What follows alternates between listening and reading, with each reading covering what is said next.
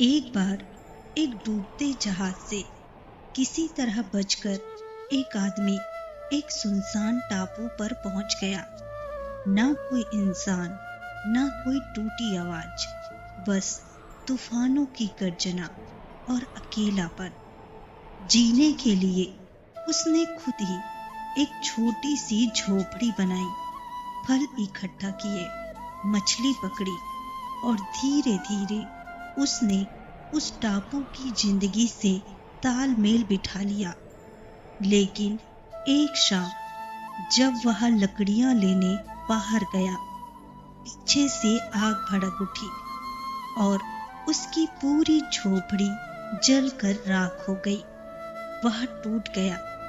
आसमान की तरफ देखकर चिल्लाया, भगवान, मेरे साथ ही बुरा क्यों? मैंने क्या बिगाड़ा था? रात भर वह रोता रहा।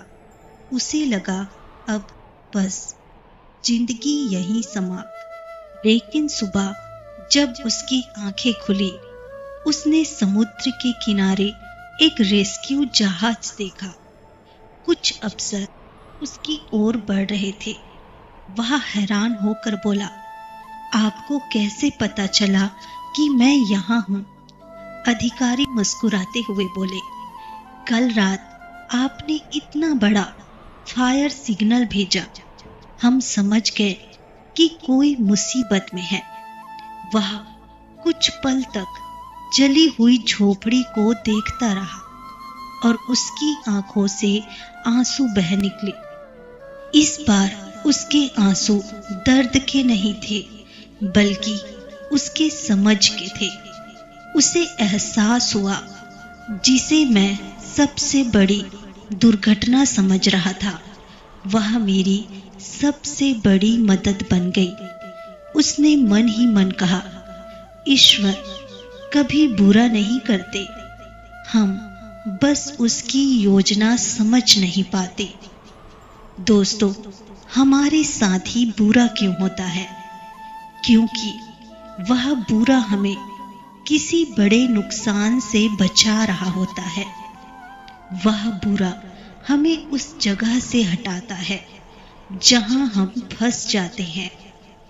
वह बुरा हमें उस चीज से दूर करता है जो हमारे लिए बनी ही नहीं होती, और वह बुरा हमें उस रास्ते की ओर ढकेलता है जहां अच्छाई इंतजार कर रही होती है।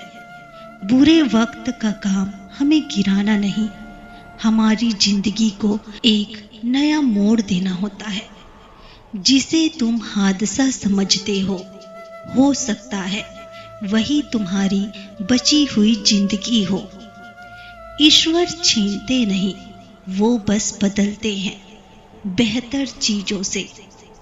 बुरे वक्त में मत टूटो, क्योंकि सबसे बड़ी कहानी सबसे बड़ी तकलीफ से ही शुरू होती है। जिस रास्ते पर तुम रो रहे हो, वही भगवान तुम्हारे लिए नए दरवाजे खोल रहे होते हैं। जो तुम्हें मिलता नहीं, उससे बेहतर तुम्हारे लिए लिखा होता है। जब सब गलत हो रहा हो, तब समझ लेना, सब सही होने से पहले इतना ही तूफान उठता है। तो दोस्तों सुनिए, जब भी जिंदगी में कुछ टूटे, जले या छीन जाए, घबराइए मत। शायद वह आपकी बर्बादी नहीं, आपकी राह बदलने का इशारा हो।